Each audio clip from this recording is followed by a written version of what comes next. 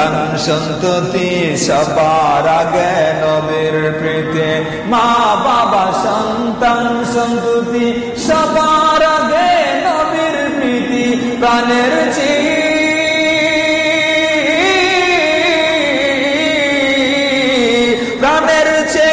প্রিয়বতী তাকে জেনেছি আমরা, হৃদয় থেকে নূর নবীকে ভালোবেসেছি আমরা, হৃদয়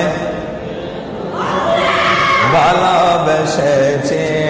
আমার মনের ঘরে নবীর নূরে, মনের ঘরে নবীর নূরে আলো জ্বেলেছি আমরা, হৃদয় থেকে নূর নবীকে ভালোবেসেছি, হৃদয় থেকে নূর নবীকে ভালোবেসেছি। কুরআনেতে খোদা বলে আমার কাছে আসতে হলে, কুরআনেতে খোদা বলে আমার কাছে আসতে হলে, এসো আগে এসো আগে নবীর দ্বারে লিখে দিয়েছি আমি, হৃদয় থেকে নূর নবীকে ভালোবেসেছি আমি, হৃদয় থেকে নূর নবীকে ভালোবেসেছি। ইন্নাল্লাযীনা আমানু ওয়া আমিলুস সালিহাতি সায়াজআল লাহুমুর রাহমানু উদ্দা।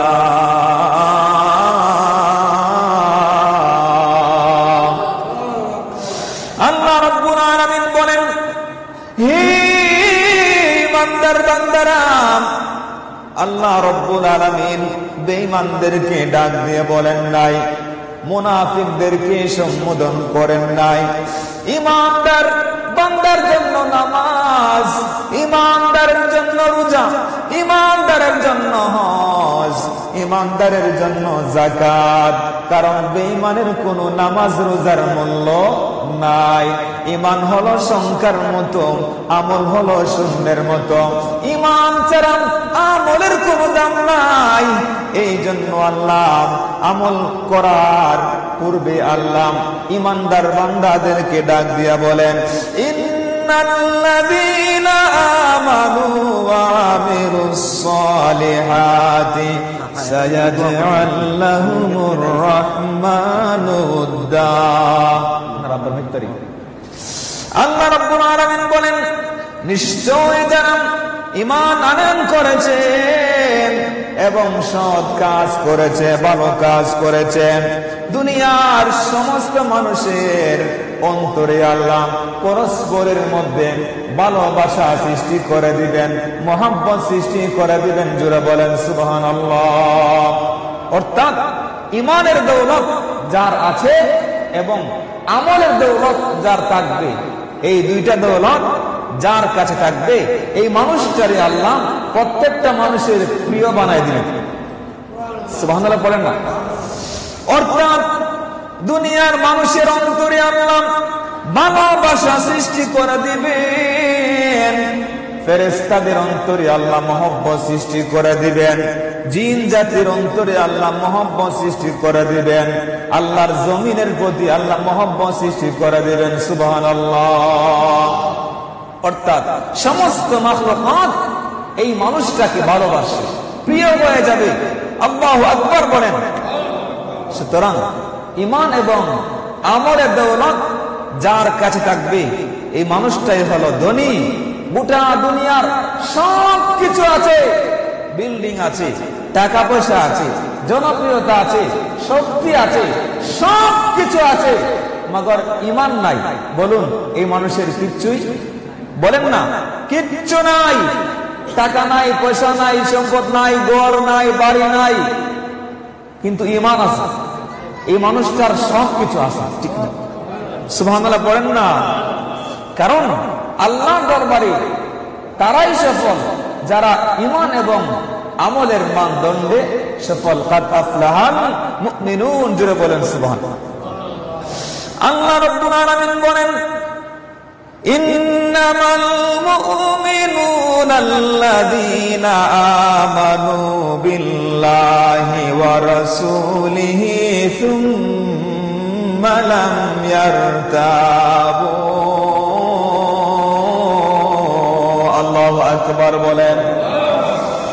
রব্বুল আলামিন মুমিন কাদেরকে বলা হয় কোরআনের মধ্যে সুন্দর করে সংজ্ঞাটা দিয়েছেন রে বাবারা। মুমিন তাদেরকে বলা হয় যারা আল্লাহর প্রতি বিশ্বাস স্থাপন করেছে, আল্লাহর প্রতি এমন ভাবে বিশ্বাস স্থাপন করেছে যে বিশ্বাসের মধ্যে কোনো ঘাটতি নাই, কমতি নাই, যেই বিশ্বাসের মধ্যে কোনো সন্দেহের অবকাশ নাই। যারা বলেন আল্লাহকে যেইভাবে মান্য করেছেন, আল্লাহর সাথে কোনো তুলনা নাই, ওয়া রাসূলিহি এবং রাসূলকেও সেইভাবে মান্য করেছেন, আল্লাহর সাথে যেমন কোনো তুলনা নাই, মাখলুকাতের মধ্যে নবীর সাথেও কোনো তুলনা নাই। আল্লাহ রাব্বুল আলামিন আল্লাহর হাবিবকে যে পরিমাণ সম্মান দিয়েছেন, যে পরিমাণ ক্ষমতা দিয়েছেন, মুজিজা দিয়েছেন, আল্লাহর হাবিবকে যে পরিমাণ গুণাবলী দিয়েছেন, সমস্ত গুণাবলীকে নিরঙ্কুশ ভাবে যারা মানবে তাদেরকে ঈমানদার বান্দা বলা হয়। জুড়ে বলেন সুবহানাল্লাহ। ঈমানদারের সংজ্ঞা আমরা মুসলমান হিসেবে জানার দরকার আছে না নাই? পৃথিবীর মধ্যে সবচেয়ে দামি দৌলতের নাম হলো ঈমান। আল্লাহু আকবার বলেন। পৃথিবী 10 বার বিক্রি করলেও ঈমান যদি এক পাল্লার মধ্যে রাখা হয়, ঈমানদারের কাছে ঈমানের পাল্লাটাই ভারী হবে। ঈমান শব্দের অর্থ নিরাপত্তা। ঈমান শব্দের অর্থ কি? বিশ্বাস। ঈমান শব্দের অর্থ নিরাপত্তা। ঈমানদারের জবান থেকে, ঈমানদারের হাত থেকে অপর মুসলমান নিরাপত্তা লাভ করে। আল্লাহ বলেছেন ঈমানদার বান্দাকেও আমি আল্লাহ কিয়ামতের ময়দানে জাহান্নামের আগুন থেকে নিরাপত্তা দিব। জমিনের মধ্যে আমি আল্লাহ কাহার গজব থেকে নিরাপত্তার ব্যবস্থা নিশ্চিত করে দেব বলে। ঈমানদার যখন গুনাহ করে ঈমানটা বেরিয়ে উপরের মধ্যে খোদার গজবকে বাধা প্রদান করে দেবে বলে। আল্লাহু আকবার বলেন না। ইন্নাল মুত্তাকিনা ফি মাকামিন আমিন। আল্লাহু আকবার বলেন। আল্লাহ রাব্বুল আলামিন বলেন ঈমানদার বান্দাদেরকে আল্লাহ জমিনের মধ্যে নিরাপত্তার ব্যবস্থা করে দেন। আল্লাহর কোন গজব থেকে আল্লাহ বাঁচানোর জন্য ফেরেশতাদেরকে ডিউটি দিয়ে দেয়। জোরে বলেন সুবহানাল্লাহ। ঈমানদারের কোনো ভয় নাই, ঈমানদারের কোনো চিন্তাও নাই, ঈমানদারের কোনো টেনশন নাই, দুনিয়ার মধ্যেও নাই, আখিরাতের মধ্যেও নাই। ঈমানদারের বিজয় নিশ্চিত করে দিবেন কে? আল্লাহ রাব্বুল আলামিন বলেন ওয়ালা তাহিনু ওয়ালা তাহজানু ওয়া আনতুমুল আ'লাউনা ইন কুনতুম মুমিনিন।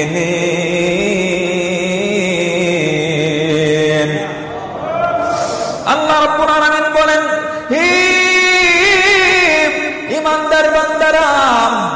ঈমানদার বান্দারা জেনে রাখো তোমরা ঈমানদারের কোনো ভয় নাই, ঈমানদারের কোনো চিন্তা নাই, কারণ ঈমানদারদেরকে আল্লাহ বলে দিয়েছেন তোমরাই বিজয়ী হবে নিশ্চিত যদি তোমাদের ঈমানটা থাকে। জুড়ে বলেন সুবহানাল্লাহ। সুতরাং ঈমানদারের কোনো ভয় নাই, টেনশনের কোনো কারণ নাই, দুনিয়ার মধ্যেও চিন্তা করতে হবে না, হাসরের ময়দানেও আল্লাহ চিন্তা করতে হবে না।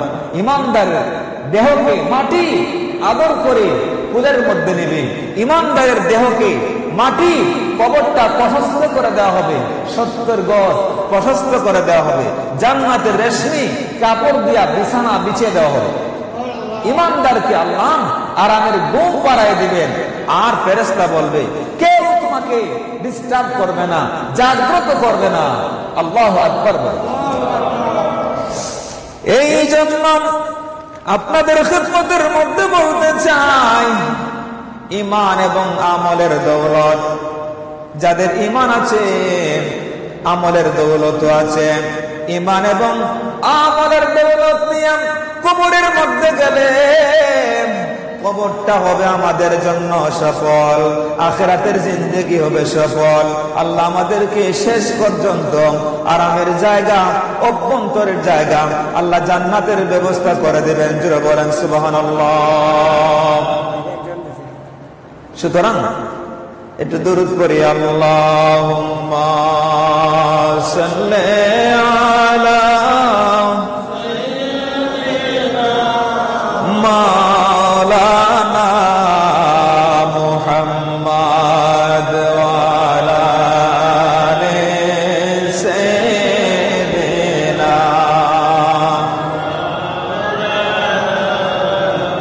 ঈমানদারের যে আবাসস্থল, ইন্তেহাউল গায়া, সর্বশেষ জায়গা জান্নাত, এটা অভ্যর্থনার জায়গা, জিয়াফতের জায়গা, মেহমানদারির জায়গা, যেখানের মধ্যে আপনার প্রত্যেকটা খাবারের মধ্যে 70টা আইটেম থাকবে, 70টা স্বাদ থাকবে, 70টা গন্ধ থাকবে। যেটা বলেছেন আল্লাহু আকবার বলেন না।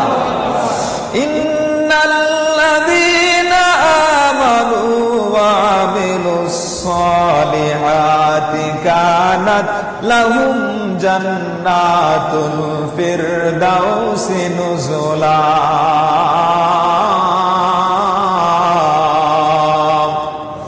আল্লাহ রাব্বুল আলামিন বলেন, ঈমান এবং আমলের দৌলত নিয়ে যারা কবরের মধ্যে যাবে, হাসরের ময়দানে আল্লাহ তাদেরকে আরামের জায়গা জান্নাত দিয়া দিবেন, যেই জান্নাতের মধ্যে আরাম আয়েশের কোন সীমা থাকবে না। প্রত্যেকটা জান্নাতের মধ্যে আল্লাহ 70,000 খাদেমের ব্যবস্থা করে দিবেন, 70,000 হুরগিল মানের ব্যবস্থা করে দিবেন। জান্নাতি বান্দার এই দুনিয়ার সমান 10টা দুনিয়ার সমান একটা জান্নাত, যেটা হলো সবচেয়ে ছোট জান্নাত। জুড়ে বলেন, সবচেয়ে ছোট যে জান্নাত, এটা হবে এই দুনিয়া মতন 10টা দুনিয়ার সমান একটা জান্নাত। বলেন, এখানের মধ্যে আপনার মনটা লিফটের কাজ করবে। মন চাইছে উপরের তলায় চলে গেছে, মন চাইছে এই খাবারটা চলে আসবে, মন চাইছে আপনার ঘুরতে যাবেন, অর্থাৎ যেটাই মন চাইবে তাৎক্ষণিকভাবে এটা লিফটের কাজ করতে। বলেন আল্লাহু আকবার বলেন। আমাদের পৃথিবীর মানচিত্রে তো বাংলাদেশ একটা ছোট্ট একটি দেশ। আমাদের এই দেশের চেয়ে আরো 1000 গুণ 100 গুণ বড় রাষ্ট্র পৃথিবীর মানচিত্রে আছে না নাই? বলেন না, আছে না নাই? ইউনাইটেড স্টেট অফ আমেরিকা আমাদের দেশ থেকে ছোট না বড়? বলেন না, অনেক বড়। কানাডা, তারপরে আপনার ইউরোপের যত দেশগুলো আছে, আবার বেশিরভাগই মেজরিটির রাষ্ট্রগুলি কিন্তু আমাদের দেশ থেকে বড়, অনেক বড়। আমাদের এই পৃথিবী দেখে যে আমরা সূর্য দেখি আকাশের মধ্যে, এই সূর্যটা পৃথিবী থেকে অর্থাৎ 13 লক্ষ গুণ বড়।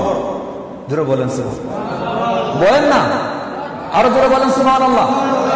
তাহলে কত বড়? সূর্যের চেয়ে আরো বড় গ্যালাক্সি আছে, তারকা আছে। আল্লাহু আকবার বলেন না। সুতরাং এই হলো আমাদের প্রথম আসমান। প্রথম আসমান থেকে দ্বিতীয় আসমান, এই যে প্রথম আসমানে আপনার জমিন থেকে আকাশের দূরত্ব, জান্নাতের একটা দরজা দূরত্ব হবে। জোরে বলেন আল্লাহু আকবার বলেন না। কিরকম জান্নাত আল্লাহ পাক বরাদ্দ রেখেছেন। এই যে দ্বিতীয় আসমান থেকে তৃতীয় আসমান, প্রথম আসমানটা দ্বিতীয় আসমানের কাছে একেবারে তুচ্ছ। আটলান্টিক মহাসাগরের মধ্যে একটা আংটি যেমন, দ্বিতীয় আসমানের কাছে প্রথম আসমানটা একটা আংটির মতো। সুবহানাল্লাহ পড়েন, আল্লাহু আকবার বলেন না। আল্লাযী খালাকা সাবআ সামাওয়াতিন তিবাকা। আল্লাহু আকবার বলেন। আল্লাহ রাব্বুল আলামিন এত সুন্দর করে বিনা খুঁটিতে, খুঁটি আছে, বিনা খুঁটিতে এত বড় বিশাল আসমান তৈরি করেছেন, স্তরে স্তরে 7টা আসমান সৃষ্টি করেছেন, একটা আসমানের উপরে আরেকটা আসমান সৃষ্টি করেছেন, আরেকটা আসমানের উপরে আরেকটা আসমান সৃষ্টি করেছেন। একটা কুটিও নাই, কুটিবিহীন বিশাল আসমান বলুন সৃষ্টি করেছেন কে? আল্লাহু আকবার বলেন না। সুতরাং এই মহান রব আমাদেরকে এত বড় বিশাল জান্নাতের ব্যবস্থা করে রেখেছেন। শর্ত হলো দুইটা, ঈমান এবং আমলের দৌলত। ঈমান এবং আমলের দৌলত নিয়ে আমরা কবরের বাসিন্দা হতে চাই। এই দুনিয়ার সবকিছু মিথ্যা। আপনার সন্তান আপনাকে ভুলে যাবে, আপনি গোটা জিন্দেগি আপনি বিদেশ বাড়ি করেছেন, মাথার ঘাম পায়ের মধ্যে ফেলে আপনি পরিশ্রম করেছেন, ঘাট কঠোর পরিশ্রম করেছেন। আপনার মৃত্যু হয়ে গেলে আপনার একটা সন্তানও আপনার কবরে যাবে না, আপনার একটা বিল্ডিং এর কামরার ভিতরে আপনাকে জায়গা দেওয়া হবে না, আপনাকে একাই সেই কবরের মধ্যে থাকতে হবে। এই জন্য কবরের মাটি এমন কোন দিন নাই বান্দাকে ডাক দেয় না করে, প্রত্যেক দিন ডাকে, আপনাকে ডাকে, আমাকে ডাকে, আদম সন্তানকে ডাকে, দুনিয়ার সমস্ত আদম সন্তানকে ডাক দিয়া বলে, এ মানুষ, শুধু আজকে দুনিয়ার চিন্তা করলে, ঘর বাড়ি সাজালে, আনা বাইতুল ওয়াহদা, আমি একাকিত্বের ঘর, আমি পোকামাকড়ের ঘর, আনা বাইতুল যুলমা, আমি অন্ধকার ঘর। সুতরাং আমার কাছে যদি তুমি সুখ শান্তিতে থাকতে চাও, তাহলে দুইটা জিনিস, একটা ঈমান, একটা আমল, এই দুইটা দৌলত নিয়ে আমার ভিতরে প্রবেশ করবে। আমি তোমার জন্য 70 গজ প্রশস্ত হয়ে যাব। জান্নাতের রেশমি কাপড় দিয়া ফেরেশতারা সুন্দর বিছানা বিছে বর এবং দুলহা এবং দুলহানির মতন আরামের ঘুম পাড়ায় দেওয়ার ব্যবস্থা করে দেবে। যারা বলেন সুবহানাল্লাহ, আল্লাহু আকবার বলেন না। আল্লাহুম্মা সাল্লি আলা মাওলানা মুহাম্মাদ ওয়া আলা আলি সাইয়্যিদিনা। শুধু মণ্ডলী, এতক্ষণ পর্যন্ত আপনাদের খেদমতে নসে কিতাবী কোরআনের মাধ্যমে ঈমান এবং আমলের দৌলত যার কাছে আছে, সে পৃথিবীর মধ্যে সবচেয়ে বড় ধনী, দুনিয়ার মধ্যেও ধনী, আখিরাতের মধ্যেও ধনী। দূরে বলেছে, কারণ দুনিয়ার মধ্যে আপনার কি সম্পদ আছে, এই দুনিয়া 100 বার বিক্রি করলেও জান্নাতের একটা সুরের দাম হবে না। আপনার কি আছে দুনিয়ার মধ্যে? যার ঈমান নাই তার দুনিয়া থাকলেও কোনো লাভ নাই, যার ঈমান আছে দুনিয়ার কিচ্ছু নাই, আস্তার ফকির। সে হাসরের ময়দানে দুনিয়ার 10টা দুনিয়ার সমান একটা জান্নাত আল্লাহ ব্যবস্থা করে দিলেন। আর জোরে বলেন না। তাইলে তার চেয়ে বড় ধনী আর কে হতে পারে? সুতরাং যার ঈমান আছে, আমল আছে, সেই সবচেয়ে বড় ধনী। বলেন না, প্রত্যেকটা খাবার জান্নাতের আপনার পাখির গুণাগুষ্ঠ দেওয়া হবে, মাছের কলিজা দেওয়া হবে, প্রত্যেকটা খাবারের মধ্যে 70টা স্বাদ, 70টা গন্ধ, 70টা আইটেম, 70 প্রকারের স্বাদ দেওয়া হবে। আল্লাহু আকবার বলেন না। তাজরি মিন তাহতিহাল আনহার খালিদিনা ফিহা।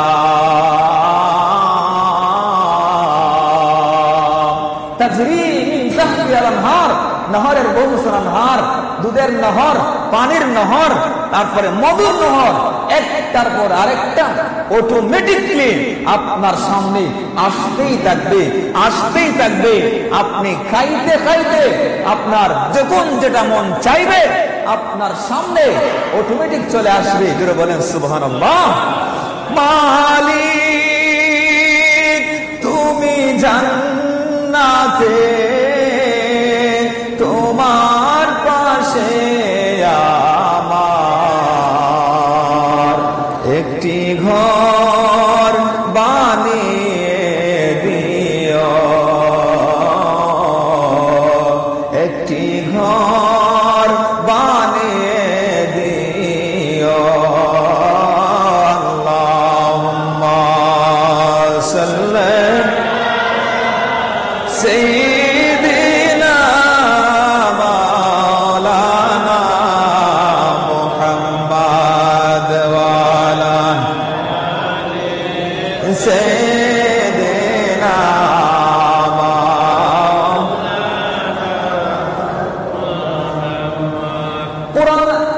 কোরআনের আলোকে এতক্ষণ পর্যন্ত ঈমানের সংজ্ঞা দিলাম, এবার আসুন হাদিসের আলোকে, সুন্নাহর আলোকে ঈমানের সংজ্ঞা হলো বুখারী শরীফের মধ্যে আল্লাহর নবী বলে দিয়েছেন, লা ইউমিনু আহাদুকুম হাত্তা আকুনা আহাব্বা ইলাইহি মিন ওয়ালিদিহি ওয়া ওয়ালাদিহি ওয়ান নাসি আজমাইন। ততক্ষণ পর্যন্ত তুমি ঈমানদার হতে পারবে না যতক্ষণ না আমি রাসূল তোমার কাছে, তোমার পিতা থেকে, তোমার সন্তান থেকে, দুনিয়ার সমস্ত মানুষ, ওয়ান নাসি আজমাইন, সমস্ত মানুষের চেয়ে আমি রাসূল তোমার কাছে প্রিয় হব না, ততক্ষণ পর্যন্ত তুমি ঈমানদার হতে পারবে না। বলেন সুবহানাল্লাহ। সুতরাং ঈমানদার হতে গেলে নিজের জীবনের চাইতে, সম্পদের চাইতে, পরিবারের চাইতে, দুনিয়ার সমস্ত মানুষের চাইতে, মায়ের চেয়ে, বাবার চেয়ে, সন্তানের চেয়ে, পরিবারের চেয়ে নবীকে ভালোবাসতে হবে, তাইলেই আপনি ঈমানদার, ঈমানের দৌলত আপনার নসিব হবে। সুবহানাল্লাহ পড়েন, আর জোরে বলেন না। সুতরাং নবীকে ভালোবাসার পাশাপাশি আল্লাহর নবীর যে সুন্নাত তরিকা, এই তরিকায় আমাদেরকে পদযাত্রা করতে হবে। নবী আমাদেরকে যেগুলি করতে আদেশ করেছেন এইগুলি করতে হবে, যেগুলি করতে নিষেধ করেছেন এইগুলি আমাদেরকে কি করতে হবে? বর্জন করতে হবে। আল্লাহ বলেছেন, ওয়ামা আতাকুমুর রাসূলু ফাখুযুহু ওয়ামা নাহাকুম আনহু ফান্তাহু। আল্লাহু আকবার বলেন। আল্লাহ নবী আপনার জন্য, আমার জন্য যা কিছু নিয়ে এসেছেন তা আমরা মান্য করব, যেইগুলি থেকে আমাদেরকে নিষেধ করেছেন আমরা ওইগুলি আমরা বর্জন করে চলব, তাহলে ইনশাআল্লাহ দুনিয়ার মধ্যে আমরা সম্মানিত হব, আখিরাতের মধ্যেও আমরা সম্মানিত হব।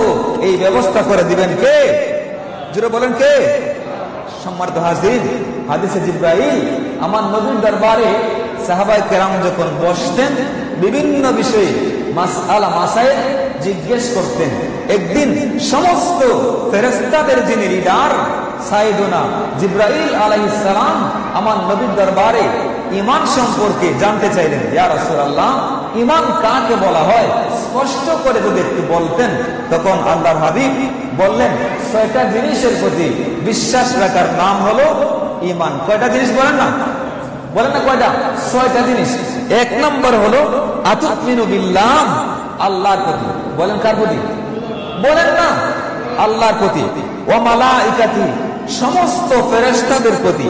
ওয়া কুতুবিহি, সমস্ত কিতাব, আসমানি কিতাব, ১০৪ খানা কিতাব, তাওরাত, জবুর, ইনজিল, মুসা আলাইহিস সালামের পর, ঈসা আলাইহিস সালামের পর, তারপরে দাউদ আলাইহিস সালামের পর কিতাবগুলি নাজিল হয়েছে। কোরআন যখন নাজিল হয়েছে সমস্ত আসমানি কিতাবের হুকুম রহিত হয়ে গেছে, বাতিল হয়ে গেছে। কোরআনের হুকুম আহকাম কিয়ামত পর্যন্ত বলবৎ থাকবে, এই বিশ্বাস করতে হবে। সুবহানাল্লাহ পড়েন। তারপরে সমস্ত নবী ও রাসূলের প্রতি বিশ্বাস স্থাপন করতে হবে, আখিরাতের প্রতি বিশ্বাস স্থাপন করতে হবে, তাকদীরের ভালো-মন্দের প্রতি বিশ্বাস স্থাপন করতে হবে। এই ৬টা জিনিসের প্রতি যারা, ওই যে আমরা পড়ছি না ছোট্টবেলায় মক্তবে ইমানে মুফাসসাল, আমানতু বিল্লাহি ওয়া মালাইকাতিহি ওয়া কুতুবি ওয়া রাসূলি ওয়াল ইয়াউমিল আখির ওয়াল কদরি খাইরিহি ওয়া শাররিহি মিনাল্লাহি তাআলা ওয়াল বাসি বাদাল মাউত। আল্লাহু আকবার বলেন। নবীজি সুন্দর করে জিবরাইল আমিনকে বলে দিলেন ৬ জিনিসের প্রতি বিশ্বাস রাখার নাম হলো ঈমান। জোরে বলেন সুবহানাল্লাহ। সম্মানিত হাজির, অনেক লম্বা কথা, একটু দরুদ পড়ি। আল্লাহুম্মা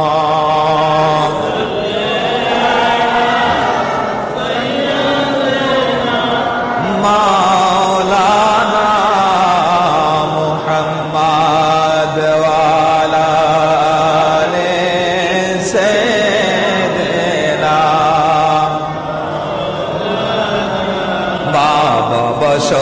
সন্তান সন্ততি সবার আগে নবীর প্রীতি, মা বাবা সন্তান সন্ততি সবার আগে নবীর প্রীতি, প্রাণের চেয়ে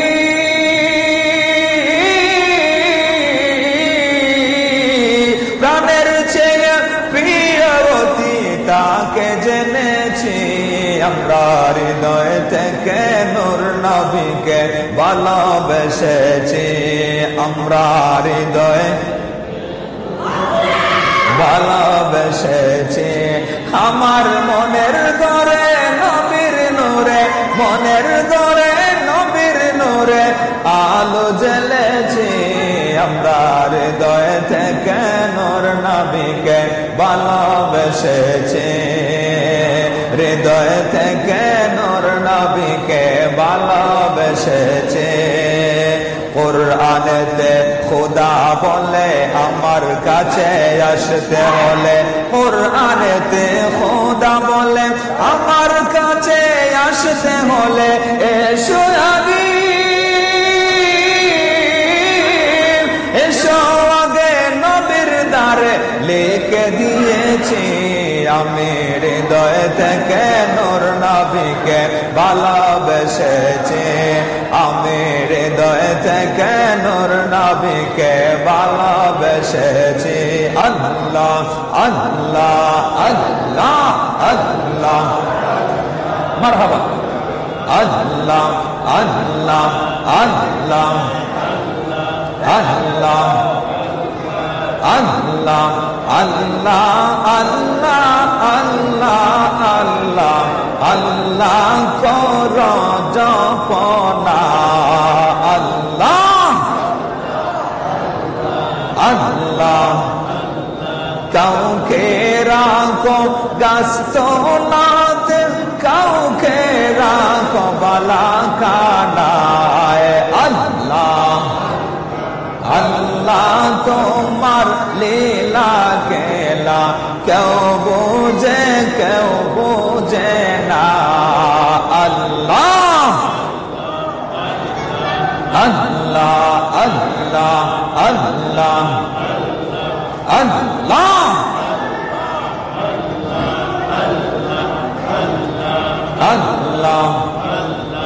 আল্লাহ আল্লাহ আল্লাহ।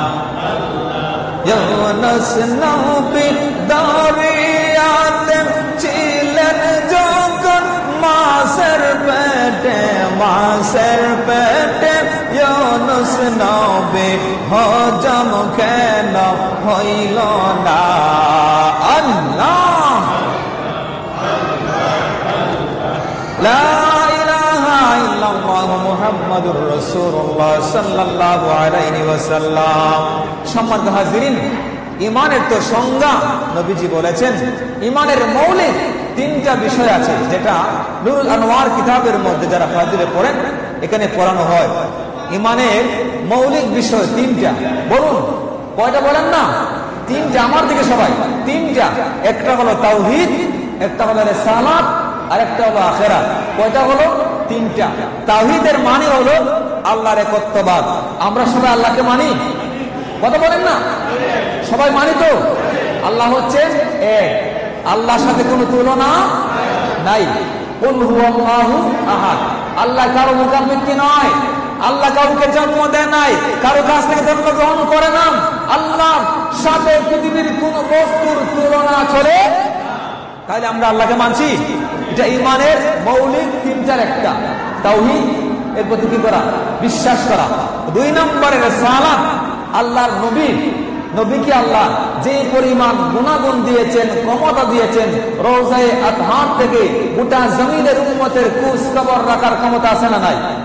বলেন আছে না নাই? কিয়ামতের ময়দানে গুনাহগার উম্মতের জন্য সুপারিশ করবেন, যার ভিতরে যারা পরিমাণ ঈমান থাকবে তাকেও সুপারিশ করবেন। এই ক্ষমতা নবীর আছে না নাই? বলেন আছে না নাই? দিয়েছেন কে? সুতরাং আমরা তাওহীদকেও ঈমানের মৌলিক তিনটার মধ্যে আমরা তাওহীদ মেনেছি, আল্লাহ মেনেছি। রিসালাতকে আমরা বলেন না মানি, বলেন না? রিসালাতকে আমরা কি মানি? 3 নম্বরে আখিরাত, পরকাল যে একটা শব্দ আছে, আমাদের আখিরাত আছে, পরকাল আছে, শেষ বিচার আছে, জান্নাত আছে, জাহান্নাম আছে, জান্নাতের নিয়ামত আছে, জাহান্নামের শাস্তি আছে, আমরা মানি কিনা? মানি কিনা বলেন না? তাইলে আমরা তিনটাই বলেন না, তিনটাই আমরা মানি। সুতরাং কেউ যদি রিসালাতকে বাদ দিয়েছে, তাওহীদও মানছে, আখিরাতও মানছে, সে কি ইমানদার? সে ইমানদার হতে পারে না। এটা আল্লাহ বলেছেন, ওয়ামিনান নাসি মান ইয়াকুলু আমান্না বিল্লাহি ওয়া বিল ইয়াউমিল আখির ওয়া মা হুম বিমুমিনিন।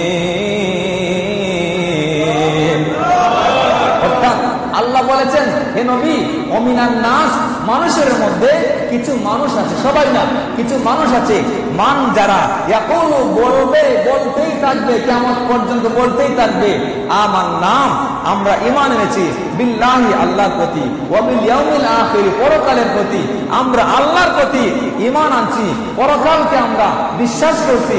আল্লাহ বলেন, বন্ধু বলে দাও, ওমা হুম বিমুমিনিন, এরা মুমিন নয়, কারণ তারা মুখ দিয়ে তারা আখিরাত মানছে, আমি আল্লাহকে মানছে, কিন্তু আপনার সম্পর্কে তারা মুনাফিকি আছে, তাদের ভিতরে একটা, বাহিরে একটা। আপনাকে তারা মান্য করে নাই, আপনাকে তারা মান্য করবে না, সে ঈমানদার হতে পারবে না, জান্নাতি হতে পারবে না। বলেন সুবহানাল্লাহ। এই জন্য আমরা যখন পুস্টার করি, তখন আমরা নারায়ে তাকবীর, আল্লাহু আকবার, নারায়ে রিসালাত, বলেন না, নারায়ে রিসালাত, নারায়ে তাকবীর, নারায়ে রিসালাত, দ্বীন ইসলাম, আহলে সুন্নাত ওয়াল জামাত। কোন সমস্যা আছে? দ্বীন ইসলাম কোন সমস্যা আছে?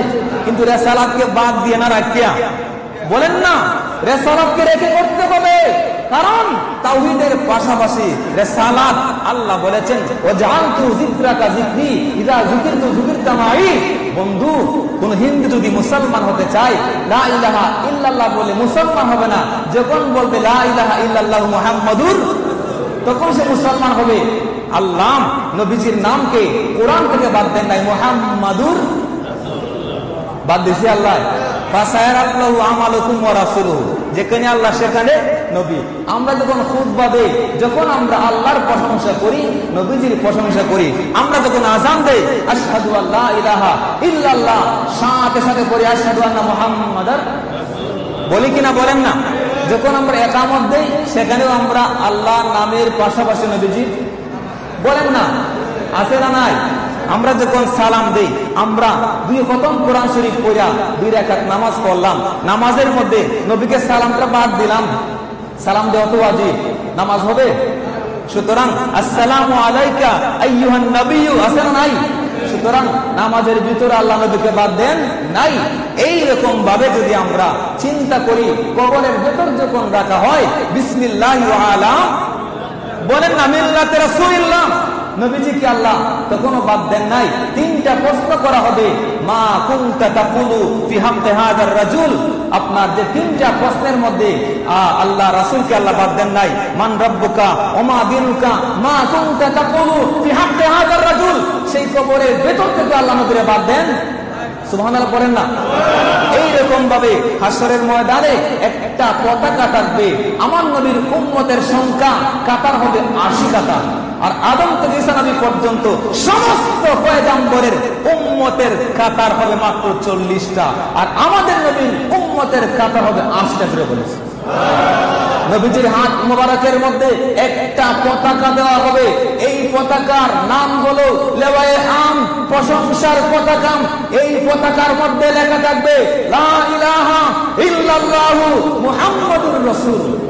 যারা বলেন সুবহানাল্লাহ।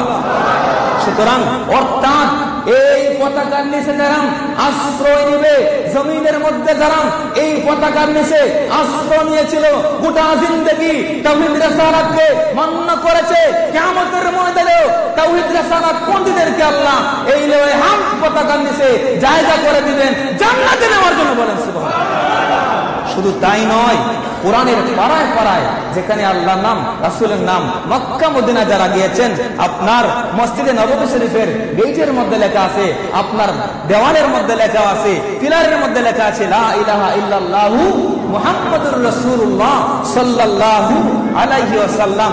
এইরকম ভাবে আমরা যদি আগের কিতাবের মধ্যে যাই, আল্লাযীনা ইয়াত্তাবিউনার রাসূলান নবীর উম্মি আল্লাযী ইয়াজিদুনাহু মাকতুবান ইনদাহুম ফিত তাওরাত ওয়াল ইনজিল, তাওরাত, জবুর, ইনজিলের পাড়ায় পাড়ায়, পৃষ্ঠায় পৃষ্ঠায় যেখানে আল্লাহর নাম সেখানে আমার নবীর নাম যুক্ত আছে। বলেন আল্লাহু আকবার, বলেন না।